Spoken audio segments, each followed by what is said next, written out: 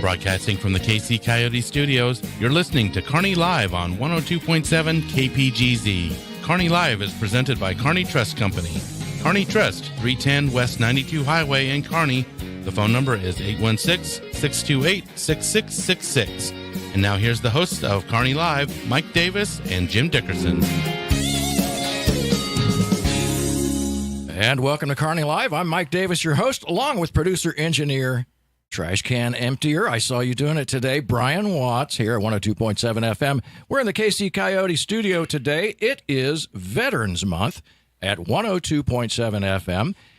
You may have noticed if you've been listening, and there will be a test. Every Wednesday this month, we have featured either a first responder or a veteran, a local first responder or veteran here on the radio show. And, we kind of want to celebrate not just Memorial Day, on Memorial Day, but we wanted to make it last a month long. We think there's a ton of really great patriots right here in our community, and we've got a couple of them right here in the studio, one of which is Josh Bettis, United States Army Staff Sergeant and retired now and living right here in Kearney. Welcome to the show, Josh. Thanks for having me. And we've got a super-duper special. The smartest man in Kearney is sitting to my right, Jay Bettis. And he is the Utilities and Streets Director for the city of Kearney, Missouri. And anything you want to know, ask this man, and he will tell you. It may not be the right answer, but he'll tell you. Welcome to the show, Jay. How you doing, Mike? Good to be here. I am living a dream, and it absolutely pleases me to see both of you guys. This is Family Day also, it would appear, here at the show. We got the Bettis boys in town. And the boys are back right here in the studio. We're having a great time already, and it's there's so many things that we're going to talk about today. I would like to start, though, Josh, with you. You and I, we've talked about your experience in the military.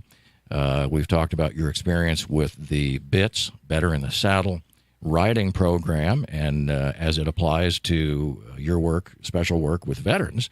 With equestrian therapy type training. Sure. But kind of refresh my memory. Let me and the listeners know where you were. Kind of take us through your military career, how it started, and what got you to where you are now. Well, when it started, I joined the Army back in 2006, and at the time I was working odd jobs here and there, and I woke up one day and started doing some research on it and told my parents I wanted to go, and a couple months later I was gone. I went in as infantry. I went to basic down at Fort Benning, Georgia. After that I was in Korea. I was in almost 9 years total. I've been deployed to Iraq and Afghanistan, and got out in December of 2014. Well, you make 9 years sound like it goes by pretty fast. Well, it did. Isn't that the truth? It doesn't feel like I've been out this long. Yeah. It feels like just yesterday I was in and deployed. When you said you decided to join the Army, you sounded like you were, like many youngsters are, you were a little bit rudderless. Nobody, I think back when I was around 17 or 18 years old, even going up to my 20s, maybe into my 40s, I was a little bit rudderless. You still kind of wonder what you're going to do. I don't think most kids have any idea which direction they want to do and how they want to spend the rest of their lives when they're just, coming out of high school. But you obviously said you had a decision made that you felt like that the U.S. Army was going to be your best option at the time. Walk me through that decision-making process, and then how did you sort of see that through? Did you just call up a recruiter? Did you go down to the recruiting office? How did that work? No, actually, when I was in high school, I actually dropped out my junior year. I didn't realize that. And I started working for a local company putting in water lines in the county. And then a kid that we didn't necessarily see eye to eye in high school, I ran into him one day. He had joined the Army, and he gave me his recruiter's name. Mm-hmm. And his name was Sergeant Summers out of the Liberty office back when they had one there. And I contacted him, and like I said, I got on, did some research on infantry and what it was. Be honest with you, I was kind of clueless on what I wanted to do exactly. Right. My recruiter, he set me up pretty good, knowing that I didn't know what I was doing. And, he talked up infantry that it was going to be great. And I was one of the biggest boys that went there. Mm-hmm. I had my butt kicked every day I was there. I think I lost 35 pounds in 3 months, you know? And so I went to my parents about it and I told them, and I got my GED. And I think it was 2 months after I got my GED, I was gone. Wonderful. I was already enlisted and just waiting on getting the test results back. And then I left. Right. Well, at that point, you said you went to Fort Benning to do your basic training. And then at what point did you realize that you would be, you went to Korea first? How did that play out then? How did they come to you and get you those orders, and how did that work? Well, when I was in basic training, most people got their orders probably 6 weeks in. I was only there for 2 weeks, and my drill sergeants called me to their office and said, "You got orders to Korea." And I just said, "Okay, roger that, drill sergeant." And I went back to a buddy of mine, and this is how clueless I was. I looked at him and I said, "Where's Korea? Right. What are we doing in Korea?" Yeah.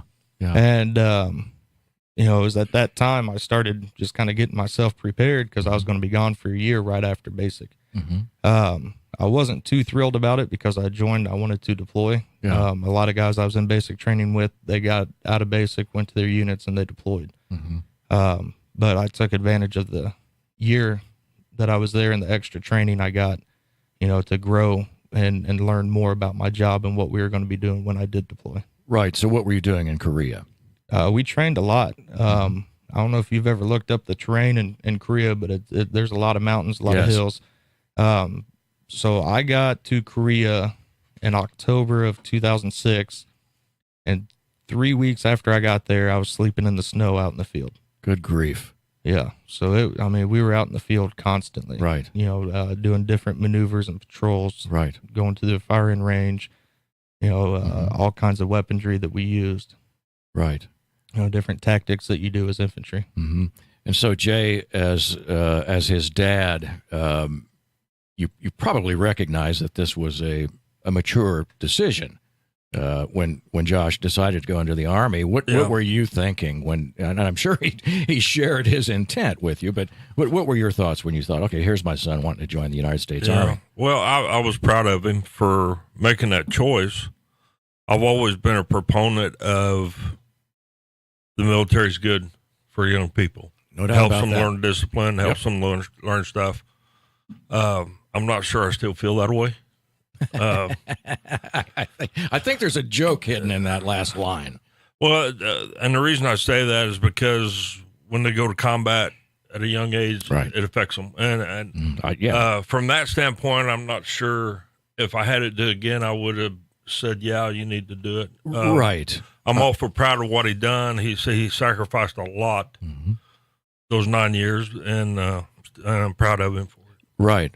Well, I think what you're saying is, yes, the military is a good place to learn some basic skills, some discipline to sort of help you grow up, to get you focused, to become a better person all the way around, and be prepared for life. Absolutely. Well, the way I looked at it was I initially enlisted for 3 years, so I knew that if I didn't like it, I'd be 21 when I got out, and I'd be able to decide what I wanted to do after that. Right. I ended up liking it, so I stayed in. Yeah. I think my mom was more upset that I was leaving just because mother's love. Sure, yeah. My father, I think he was excited I was leaving because he got tired of being the bailiff when I was in court, because he was a cop, so I think there's a history about you that maybe not all of our audience knows, and perhaps I don't know it all, but I'm starting to get the picture here. I was just a rebel child, and I use it to my experience now to help others.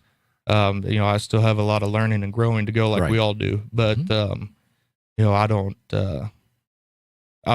think that I would change my decision on going to the Army if I had to go back and redo it. Well, and I think the difference comes in, Jay, when you were talking about, I don't know if it's a good decision. I think the difference is, yes, there's developmental training and becoming a better adult that the service provides. But then when you factor in combat, that is a whole new animal. That's the whole different story. And in fact, I think that's the part that certainly any parent, would say. That's exactly the point I was trying to make. Yeah, I don't know if I would want it. I don't think there's any doubt that no parent would want their child in harm's way. Yeah, and it's tough. When he was deployed, I wouldn't talk to him. The first time he was deployed, I don't think I got to talk to him at all until he got out of that deployment. And you see stuff on TV, and you wonder, where's he at in relation to all that? It's hard. Sure. It's really tough. It's tough on parents. I know it's tough on him too, far more than it was tough on me. But nevertheless, I'm very proud of him. No doubt about that, as we all are. We've had, as I pointed out earlier, we've had veterans and combat veterans here on the show throughout the month, and in the month of May here on 102.7. And we've heard a couple of really gritty stories that you can't imagine that there are people who have had such experiences that are so traumatic. The sort of thing that you hear people say, well, some things you simply can't unsee. Well, These are the kind of things. This was the story that one of our guests described, and you recognize that, especially for these older gentlemen that are at any age. But frankly, I mean, we're looking at a guy that was a World War II veteran that went through something really traumatic, and he carried that with him and is still carrying that with him in his the twilight years of his life. So I think that's one of the things that I look at that we can, eventually I want to talk about how we'll transition to what Better in the Saddle, the BITS equestrian therapy riding does for veterans. But just talk to me in a general sense. I don't expect you to be specific, but in a real general sense about some of the impact that combat can have on a soldier. Being deployed isn't the hard part, I wouldn't think. Being deployed twice, I think the hardest part is coming home. Just dealing with, I call it normal everyday stressors. Just because we're in a mindset for so long and to kind of run to the problem, fix the problem, get it done and over with right away. Right. And dealing with that, especially when I came back from Afghanistan, I struggled a lot. It wouldn't take much to set me off. Anything from road rage to the self-checkout lanes at Walmart. It was just trying to, I guess, and for lack of better words, retraining your brain to recognize and adapt to being back and not letting that switch go off so much or as strong, I guess. Right. And you have obviously you have friends, I'm sure, who have gone through similar experiences. Do you get the opportunity to sit down and visit with them about it? Yeah. We talk. A lot of guys that I was deployed with, we still talk to. We'll text each other out of the blue, make sure we're doing good. Right.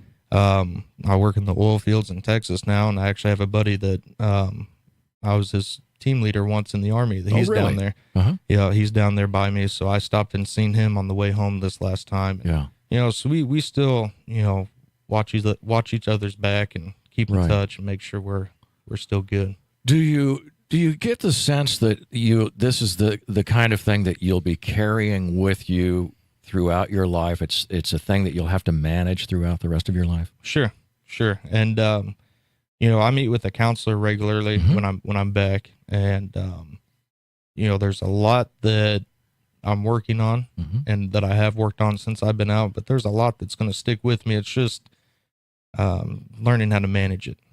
And that's the hardest part is just because your brain gets used to that high momentum and high adrenaline that it kind of plays tricks with you that, when you find yourself getting in that mindset, you have to take a step back, and that's where the retraining of your brain comes back in to calm yourself down and, Right. Problem-solving skills in combat are completely different than 100%. Yes, than what you would call civilian life. Right. Jay, as a parent, how do you what are you doing to help Josh sort of work through these kinds of issues? What have you done? Are you able to kind of tell me how you work with him? I can well imagine that there's a lot of times when you'd like to reach out, but maybe you decide now's not a good time. Sure there is. And, well, first and foremost, anytime day or night, I'm there. You know, if he needs to talk, if he needs to vent, if anything like that. It's frustrating. I think the most frustrating part for me is when our kids are growing up, we want to fix their problems. Yeah, absolutely. You know, that's what we do as parents. I can't fix everything. Right. That's what's hard, and that's why, you know, as we get later on, that's why I'm going to devote my life when I retire to helping these veterans that are going through with what he has gone through, because it's something that's sorely needed. I mean, the VA administration just now realized that they should be helping them. So. Yeah, I think that's right. And just real quickly, I know we're coming up on a break, but do you, Josh, feel like that you're getting more help from the VA now in that regard, or that they're able to do a little? Do you see a movement? Is there improvement somewhat? In the last 2 or 3 years, there might be a little more awareness, but to get, you know, and there's far more people that need more guidance than I do, but to be able to see them step up and recognize that and develop a better plan to help the veterans, especially the combat ones. Right. I think they could do better. Yeah. Yeah. So defining the problem is you're at least seeing that level of development then. Yeah. Yeah. Very good. You're listening to Kearney Live. We are talking today with both Josh Bettis and Jay Bettis, father and son team, right here on Kearney Live. Stay with us through this break. We'll be right back.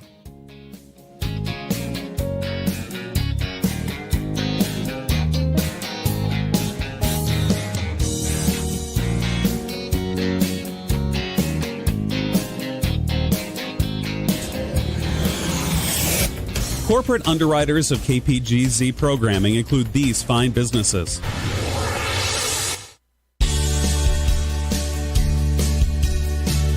Kearney Trust Company is uniquely Kearney. They opened their doors in 1882 and have been financing goals and dreams ever since. Kearney Trust has a team of experienced lenders and a qualified staff to assist you with all of your financial needs. Your success is their priority. Whether you're looking for traditional checking and savings services, or you need cash management, mobile banking, mortgage, or lending services, Kearney Trust will provide you and your business with the resources you need to succeed. Information, speed, and convenience are all valuable commodities in our fast-paced world. For Kearney Trust Company, technology is an addition to, not a replacement for the personal banking relationship they like to have with their customers. The people of Kearney Trust Company focus on and try to fit the needs of all their customers.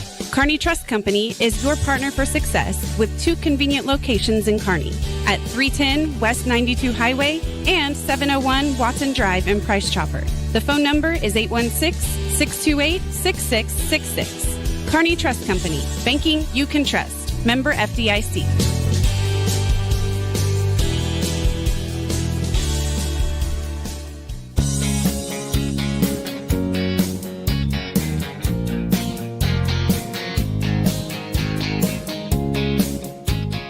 Back on Kearney Live, we are talking today. You know what? This is Veterans Month. Brian, did you know that? Brian, our producer, shaking his head left. Yes, he knew that. And we have, as some of you know, we've had every day this month, we've had, let me try this again, every Wednesday this month on Kearney Live, we have featured a local veteran or first responder. And today we've got Josh Bettis, Staff Sergeant, retired U.S. Army Josh Bettis, along with his dad, Jay Bettis, the smartest man in town. And I'm also going to just go ahead and say that he's the best looking. And for those of you, yes, the best looking man in town, no kidding. For those of you on Facebook Live, you can see his very, very handsome features. The guy really has a face for TV. You thought I was going to say radio, didn't you? Well, I think one of the things that we were talking about before break, Josh, was that back to on a more serious note, as we talk about PTSD and how the VA is, at least starting to define and get some parameters around the problem and start to where they can come up with some solutions. You mentioned off air just briefly that one of the most important things we can do is to spread awareness for these veterans who are coming back with PTSD. Right. Just awareness, not necessarily on the VA side, but as a whole, as a community, and as a country. Just because there's so many that get ones that either haven't been in the military, haven't deployed, or that don't have somebody close to them to know just necessarily how they are now compared to how they were before they deployed or before they went in the military. Right. And certain things, I know I went through a time, and I probably still do, where I get looked at like I'm funny or different because of the way I react or the way I'm watching people or looking at people. And, I talk to my buddies or I meet people that have served, and we have that in common because they're the same way. I remember being back from Iraq, and my dad was still in the police department. I was with him at O'Reilly's, ran into a buddy of mine, and his wife asked why I look, why am I watching people, or someone was walking by or something. And, it's just how it is. You get in that mindset, and then coming back, certain ways you react. People might look at you like you're crazy, and you're not. You're just fighting a battle inside your head that you're trying to fix and trying to win. Right. So the awareness is the most important topic about it for me, just because I've struggled, and I have close friends that struggle more than me. Well, you've described some, what I would call, these are symptoms of PTSD. So I would imagine that a lot of those symptoms are fairly universal. Maybe not. And I can also understand that there are, people who are suffering from PTSD who may not say a thing. Their behavior is that they are just dead silent. I kept a lot of stuff in for a long time. There's things that I'll talk to my parents about, and there's things I won't. Right. There's things that I'll talk to other buddies of mine that I was with, or if I know that you served, you were deployed, I'll talk to you. I might open up more with you. Right. And that's just how I am. Some people are more openly, more open to share things, and others aren't. Right. And I went through a period where I just kind of shut down. I kept everything in, and it just builds up after time. Right. If you were to take just a very general stab at telling our audience and others out there, here's a couple of things to be looking for. What would you share with our audience to say, if you have a husband, a son, a brother, if you have a family member coming back, or a wife, anybody coming back from deployment, what kinds of warning signs would you sort of help these people in a general sense with to be on the lookout for? I don't know if there's one specific sign that I can point out, just because so many people react so differently. Right, absolutely. But sure. I know what I've gone through and what people have told me. When I got back, I drank a lot. When I got back from Afghanistan and when I got out of the Army, I drank a lot, and that's what I used to cope with things with. Sure. So, of course, you hear the alcohol and drug abuse. So if you see a family member, close friend, or somebody, struggling with that, that's a huge eye opener. Well, and it's real easy to look at the drinking as the problem when really the drinking is symptomatic of a much deeper issue. Because it helped me, in my mindset, it helped me. Right. Because if I went to the VA, they just wanted to medicate me. Right. And I didn't like the way that felt. Yeah, you can do that on your own. Right. Yeah. So with me, it was that. Right. Once over the last year or so, I've really opened up a lot to my family and close friends. Right. So they can tell me, they can tell by looking at me when I'm getting irritated or and a lot of times if I get mad, I'll vent and get it all out within a couple seconds. And then after that, I'm done. I can, reason with you and talk. But a lot of people, I talk to friends of mine that I was deployed with and in the Army with, and, they struggle a lot with alcohol abuse still. And they struggle with just being able to sit down and talk with somebody about what's going on. You know, they're in trouble for fighting still, and they're in trouble for you know, drinking and driving, things like that. Right. You know, and a lot of people don't have the close family support like I do. Right. I'm very fortunate to have a mom and dad like I have. Yeah, great you know, people. Yep, and you know, they've helped me along and kept me on my feet. You know, kept me going. It sounds like if your family members and those who are close to you can recognize that while the symptoms are unpleasant and they're troubling to everybody around you, that they need to recognize that that symptom is just part of that much deeper problem that's still hidden down there. That, you know, in some way. Jay, go ahead. Yeah, let me know your input on that. Yeah, you hit something just almost dead on with that, Mike. That's what the public is not seeing. That's what the EMS, first responders, law enforcement, they're not being trained to recognize that. They see a drunk guy. Yeah. Yeah. And because Josh is my son and I've been around him, I know the difference. Right. But that's the whole you hit it dead on. And that's why we're going to make a difference someday. Someday we're going to make a difference, and people are going to be able to recognize it. I believe that's right. And I think there's a lot of talk about it. I mean, look, 10 years ago, I don't know that any of us really talked about PTSD or post-traumatic stress disorder is what that means. Most people know that. But I don't think it was a common abbreviation that we just slung around and everybody kind of knew what we were talking about. Right. So I think the fact that we've come this far, while it may be, you know, geologically slow in movement, we're at least making some progress. And I think that's something that we'd like to, you know, to continue doing. Now, I know for a fact, Jay, you and I have worked together with BITS, and that is the Better in the Saddle equine assisted programs it's a program that frankly the two of you guys started up at High Point Arena. That's your barn, right, Jay? Yeah, sure is. Yeah. And talk to us a little bit about BITS, because we would like to transition some of these PTSD veterans into a program at BITS. Yeah, and I'll talk about BITS a minute, and I'll let Josh talk about that, because we did do a session last year with a veteran, but Better in the Saddle is a program for kids, young adults, older adults. We've got an older person who's going to start riding in 2 weeks. There's something, and Josh says this best. There's something about the inside of a horse. No, I've got it wrong. The outside of a horse can heal the inside of any person. Exactly right. I come up with that phrase, but I can't remember it all the time. Smartest man in town.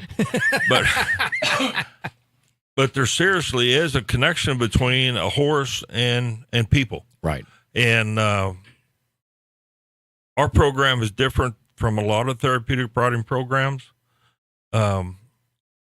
If somebody needs our program and they don't have the funds, we don't turn them down. We've never turned anybody down over money. We never will turn anybody down because of money, as long as I own the barn, because that's not what it's about. It's about helping people. Right. And like I said, we did get to incorporate a veteran into our deal, and I want to do that. And someday when I retire, that's going to be my passion for the rest of my life, is getting funding to bring veterans in, house them, and have them do a 3 or 5 day program and help them out. And I'll let Josh talk to you about the program we've done with a friend of his that was in the military with him. Right. Yeah, this was, I know you shared that story with us on your last visit here, and it's really a terrific story. Tell the folks about that. Yeah, his name's Josh as well. We became friends in 2007, November of 2007, deployed to Iraq and Afghanistan together. He could tell you everything about me just like I could about him. And, you know, talking, he's had some trials and battles that he's fought since he's been out, and he's doing really good for himself. But I thought that it'd be good to bring him down last year. Same time we had our BITS fundraiser, the fish fry, and we didn't get to do it as long as I'd like to. He was here for 3 days, And so we had 2 days that we were in the barn, and from the minute he first got there, you could tell he was hesitant. He's always generally been around horses with his wife, but he's never really been one-on-one with them. I see. And I think we used General Lee, maybe? Like Danny. General Lee or Danny. They're a couple of our bigger horses that we have. And I just put Danny out there in the barn. I walked out there with him and just kind of let them build that connection right away, first and foremost. And from the time that he first walked in that arena to the second day, it was completely different. Right. And what it does, I think, is that the biggest thing is it builds your confidence. Yes. Because you feel not necessarily singled out, but because of your issues and trials and tribulations that you deal with, right, you start to question yourself, and you start to see yourself as being different. Right. But being around this 1,200-pound animal and seeing the reaction that the animal has with you, that's a huge confidence booster. Right. There is a human horse connection that I think for those of you who have small animals, domestic pets, you have a connection with your pet. Well, the same thing happens with a horse, and horses have different personalities. I know Danny, the horse, right, and he is a very gentle, as Jay refers to him as dead broke, which is very good. We don't mean he's out of money, but he is absolutely he's great for kids and anybody, even if you haven't been experienced with a horse. Him and Cloud both. Cloud's he's dead broke as well. He's an old stubborn horse is what he is. Yep. If he doesn't want to walk around the arena, he's going to make you work for it. There's an 8-year-old who rides Danny every Sunday. Yep. 8-year-old boy. Yeah. Well, and like I was telling you before the show started, my wife's pregnant. She's due August 1st, and there's not a horse in there that won't come up and be gentle and nudge your stomach. And, it's just something. Yeah. It's something, She was telling me last time I was in Texas that Danny was doing that, and it was hard for me to believe, but he did it. Man. I've seen it. So, right. So if anybody wants to see the connection between any human and a horse, I invite you to come up and check out the program. Yeah, okay. So Josh, your buddy, had connected with Danny in a way that you saw fairly immediately. You said he was there for 3 days. So once he sort of made that connection, when did you get him up in the saddle? It was the first day, but it was in the evening right before we had the fish fry.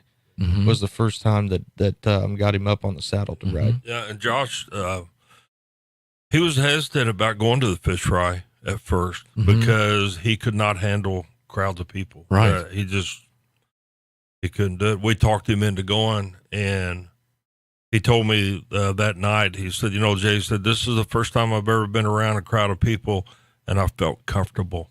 Wow. I didn't feel like anybody was looking at me or judging me. I felt comfortable. So that was a big milestone for him, because since got out of the Army, he wasn't able to do that.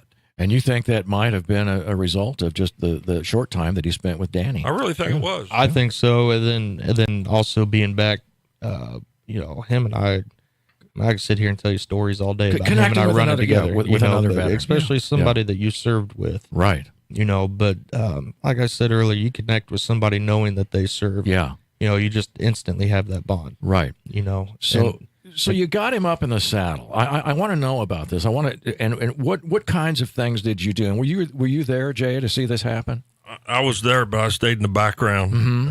If I remember right, we turned Danny loose in the arena with no halter, no nothing, just him and Josh. I see. And it progressed from that to Danny following Josh around, to Josh putting a halter and bridle and saddle on him, and then to him riding. Right. And this all took place over 3 days from him not having any contact with horses much. Definitely no contact with Danny before. Right. And you could see the connection. You could see it was kind of funny in a way. They stood far apart when they started. Yeah. And by the time it was done, Danny was right on Josh's back, following him around. Isn't that something? So he had even I think it was after the first time he rode him, Josh had gotten off, and Josh and I were standing there facing each other talking. and Danny come up and nudged him from behind. Yeah. And kind of lifted his arm up, and to us, we interpreted that as Danny saying, I got your back. Right. And that's just part of that confidence building, because you have to be able to get out of your comfort zone a little bit in order to build that confidence back up. Right. And I don't, I know him, we flew him up here. We paid all the cost for him to get up here. And I know him coming up here for those 3 days helped him out tremendously. Right. But since then, he's graduated school to be a diesel mechanic. He's working full time now, and him and his wife and kids are doing great. So wow. I don't know if that was a direct result from him coming up here, but I do believe that helped. How much of his success helps you? But it helps me in the fact of knowing that one of my battle buddies is doing good. Right. Because even being in, you could dislike somebody, but you still don't want to see them struggling. So I think talking to him and hearing how good he's doing, it gives me a sense of motivation to, always strive to be better, try to be better tomorrow than I was today. No doubt about it. That's Staff Sergeant, retired U.S. Army, Josh Bettis, along with Jay Bettis. We are celebrating our Veterans Month here at 102.7 FM. You're listening to Kearney Live. Stay with us for this short break.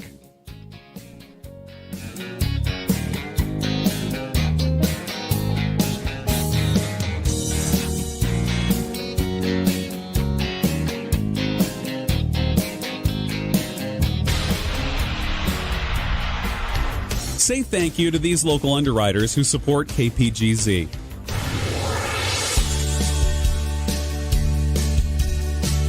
Kearney Trust Company is uniquely Kearney. They opened their doors in 1882 and have been financing goals and dreams ever since. Kearney Trust has a team of experienced lenders and a qualified staff to assist you with all of your financial needs. Your success is their priority.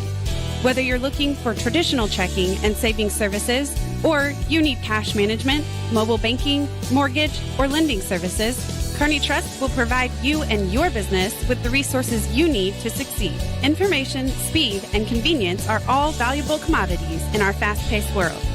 For Kearney Trust Company, technology is an addition to, not a replacement for the personal banking relationship they like to have with their customers.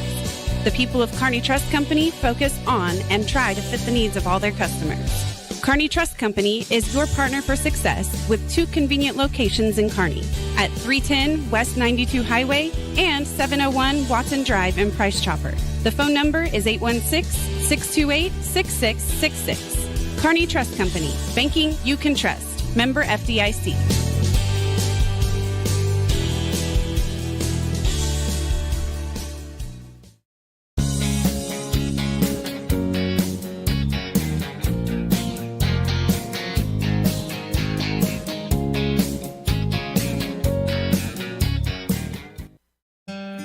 Hey folks, Mike Davis here, host of the Kearney Business Spotlight. My friends Jay and Josh Bettis and their family in Holt, Missouri operate a therapeutic riding program they call Better in the Saddle, or BITS. Better in the Saddle is an equine program designed to meet the physical and psychological needs of individuals with disabilities, youth at risk, and military veterans who might need a little help adjusting to civilian life. 816-889-8003 or visit betterinthesaddle.org. Hello, I'm back now. I don't think I could have said it any better than that guy did. I think he said it just about right. I'd like to meet him. Yeah, I think he might Sounds have like a good guy. A voice for radio, maybe. I know one of the things that I remember when I recorded that little spot was that the phone number is your cell number, right, Josh? I wasn't even paying attention, was it? Now, see, it might be. All you people, write this number down. Now, actually, I'm sure it is, because you had mentioned the first time you were on the air with us that your phone number is available primarily because you want other veterans, anybody who's out there that might need a little lift, just to say hello or to say, you know what, I'm doing all right, but I just wanted to talk to another combat veteran to help just kind of keep me stable here. Right. Right. No, absolutely. I tell people all the time that, you know, if somebody has a family member or knows somebody and you know, if they approach me and talk to me about it, I tell them, you know, here's my number. Tell them to reach out to me if they want to. Right. You know, yeah. I don't put any stress or, you know, demand it or anything, but on their terms, their time, if they need someone to talk to, I'm here. Yeah, that reminds me, and I mentioned this last week, but we had Dwayne Knott, Lieutenant Colonel, retired U.S. Air Force, who was formerly the Smithville American Legion, I guess, commander. Commander, that's right, over there in just off of 92 Highway in Smithville. One of the things that he mentioned, and it just bears repeating, that I think was so important, that he says, you know, the American Legion does a lot of stuff, and we talked about it at length during the program, but one of the things that he mentioned really stuck with me. He says, you know, we've got a place right over here where you can, a veteran can come in and sit down at a table by his or herself and not have to worry about not saying anything. You don't have to talk to people. You can sit down, you can be yourself, you can have a cup of coffee or a slice of pie or some of the delicious tacos they have over there, and not feel as if you have to engage. Right. I mean, how important is that? Well, it is because, you know, I know I've faced it a few times in the last years that I've been out, that people want you to talk and they try to get you to, and that's just going to make somebody shut down more, because it has to be on our terms, you know, and it has to be on my terms. You know, I can't speak for everybody, but me and my experience and how I am, it has to be on my terms. Just because you could sit here and try to get me to talk right now, and if I don't want to, I'm not going to. Sure. You know, and so why should it's you? important to have that kind of safe zone, or a place where, you know, people struggling with PTSD can go and not feel outed. When you are in with your counselor, are there times when you feel like you don't even want to share and open up with the counselor? Yeah. Yeah. And actually, I'd gone through a few counselors since I've been back from Afghanistan. I went through a few counselors in Fort Riley when I was still there until I got out. When I moved to Arkansas down in West Plains, I went through one. A lot of them, to me, they try to tell you the book smart, this is how you need to do it. What you're doing is wrong. Right.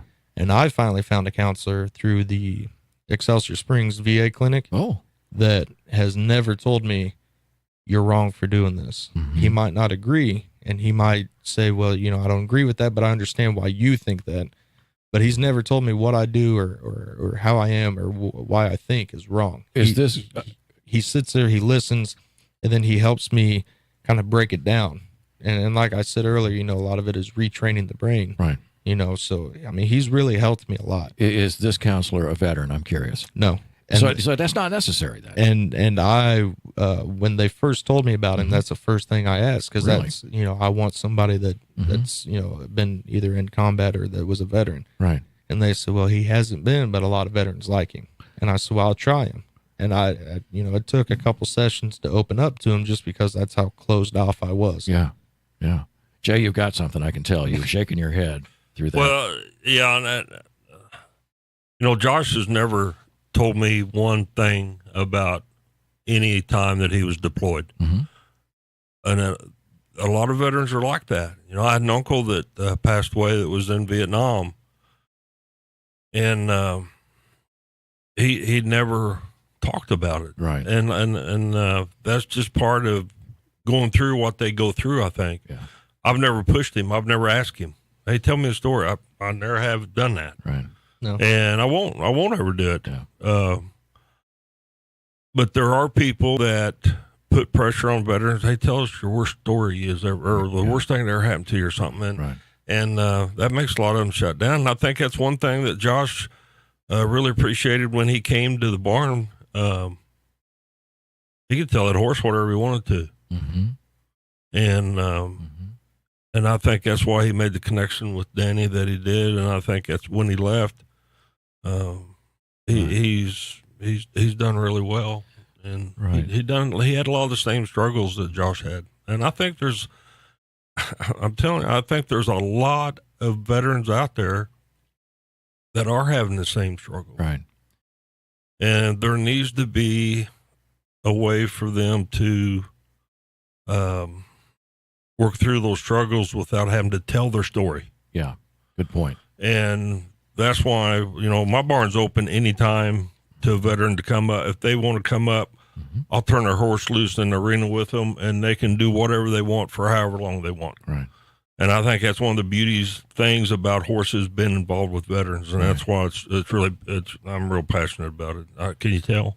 Oh man, absolutely, Jay. I mean, I know you were just kind of kidding with me there, but I'm my wife and I keep a horse up there, and she and I both have taken riding lessons. We've helped with the folks on Sunday mornings with the BITS program, and so we're familiar with it. I think one of the things I'd love to be able to do is to build this awareness and let anybody out there who is struggling with PTSD to know that they can call you at any time. And I know this man right here to my right, Jay, will, he'll let you in the barn. And Absolutely. That thing's open just about 24/7. And there's always somebody in there, and there's always something going on. The horses are all right there for the most part, and in a stall, and you have an opportunity to come in. Why don't you give your phone number, Josh, just in case? That's what I wanted to touch on. Yeah. Like I mentioned earlier, I work in Texas now in the oil field, so I'm gone 2 weeks and home 2 weeks. So I'm also going to leave Dad's number too. Just if I'm not reachable, somebody needs to get a hold of somebody. My number is 816-889-8003. And my dad's number, Jay, is 816-457-9004. I would also encourage you to look at, get on Facebook and just search for Better in the Saddle or BITS, B-I-T-S.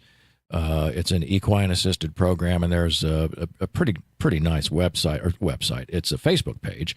That shows some pictures. It gives you a sense of, kind of what's inside the arena there. And you get in fact, that looks like Cloud right there. And is that Cloud right there, or maybe not? Yeah, it is. Yeah. Okay. Yeah. Haley. Yeah. Haley's on him. Yeah. And I know Haley. She's terrific, and she's one of our BITS folks on Sunday mornings. And I think one of the other things too is I think we're always clamoring for volunteers. People get busy. Absolutely. And we do BITS on Sunday mornings, generally get started somewhere around 9 or 10, depending on who's going to be there.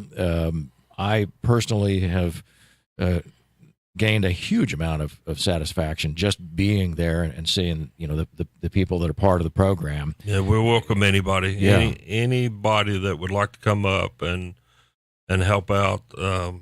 We'll welcome them. Right. The volunteer part is the hard part of the program. It is so true. People are busy, and Sunday mornings are a difficult time for a lot of people for obvious reasons. But I think it's we went to that request of the riders, and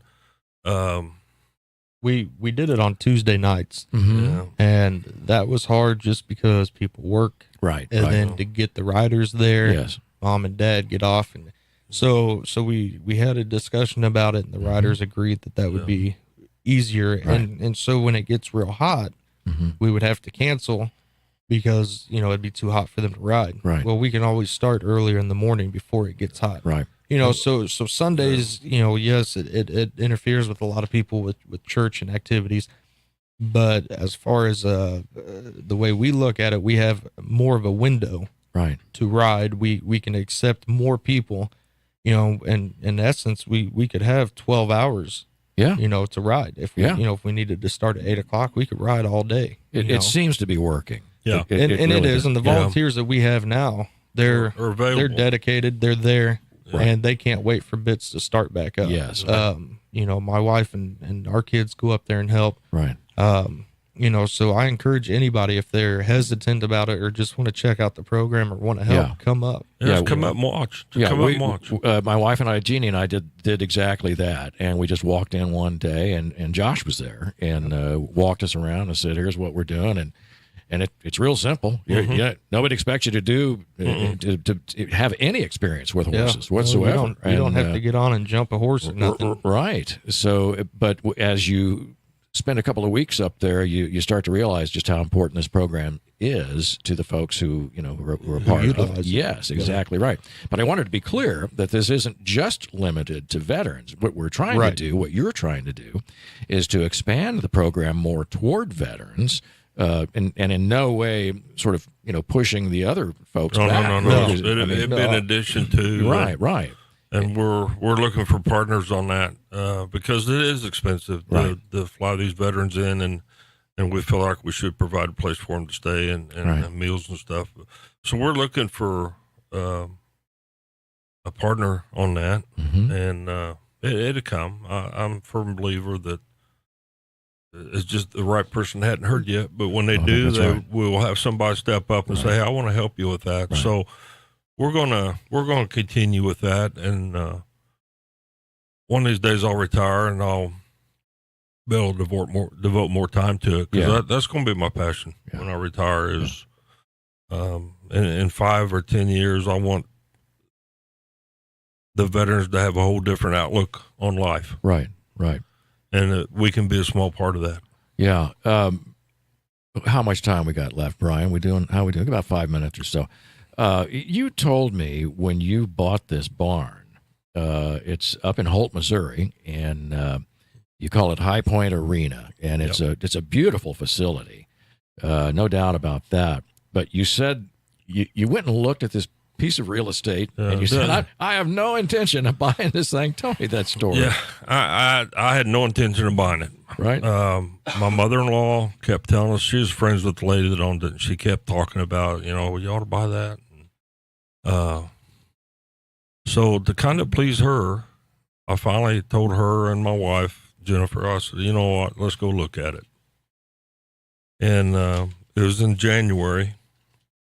It was about 50 below zero with a wind chill of 200 below. It was cold. It was really cold. And we walked through the house facility, and when I stepped in that barn, probably 2 times in my life, I feel like I could actually have heard God telling me something. And, I'm an ordained minister. Right. Since I bought the barn, I've become an ordained minister. But anyway, when I walked in that arena, I told my wife, I said, we're going to buy this, and we're going to have Cowboy Church. Yeah. Yeah. She said, what? We're going to do what? I said, we're going to have Cowboy Church. And we bought it on April 15th. We had our first church service, and we have church every Thursday night at 7:00 in that arena. But anyway, the other part was I knew Bettis was already going on then. And we were getting bounced from place to place to run our program. We didn't have a permanent home. Right. And I knew that was the key to Bettis becoming successful, was having a permanent home. Yes. So that was the other thing that drove me into buying it. Right. So, and it's been a blessing for both. Right. Yeah. It, to a person, the folks that, we've had our grandkids up there, and Jeannie's daughters have been in there, and a lot of our friends and, family and folks we've gotten to know up there. It's a very special place. It's an environment that it's calming, it's relaxing. I think there's something about being around those horses that just, whatever it is, whatever that magic is, Josh, I think.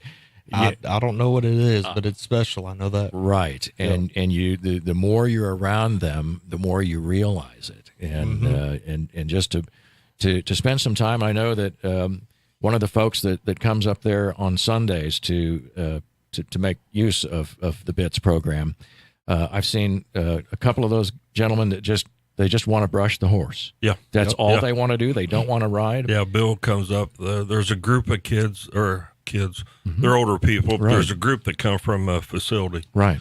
And Bill usually comes with them, and he hadn't been there the last couple of weeks, but he doesn't want to talk.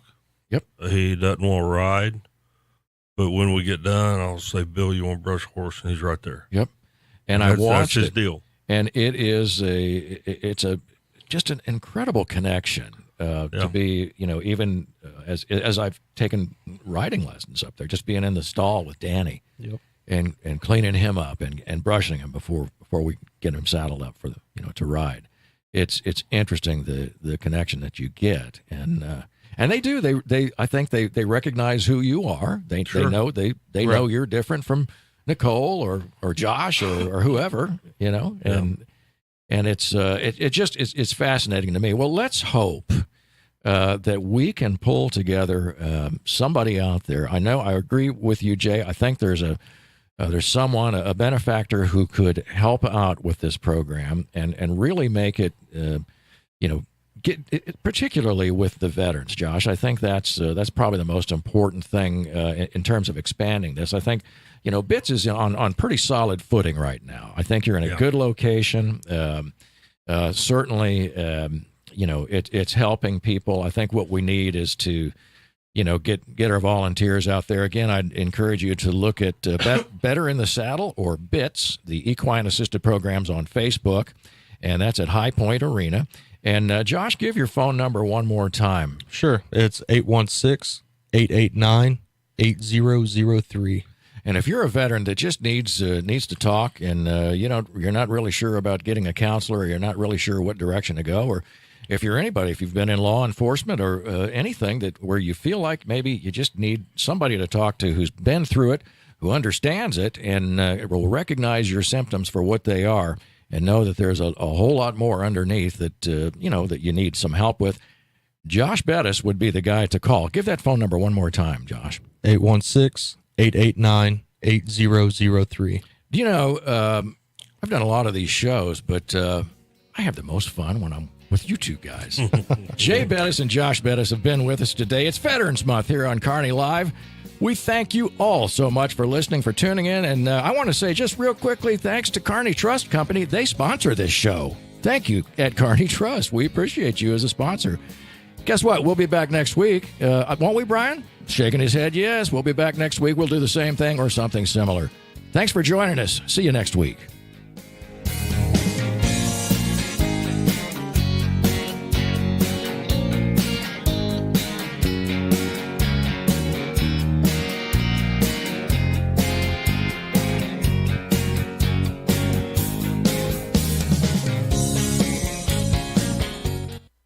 We're your hometown radio station.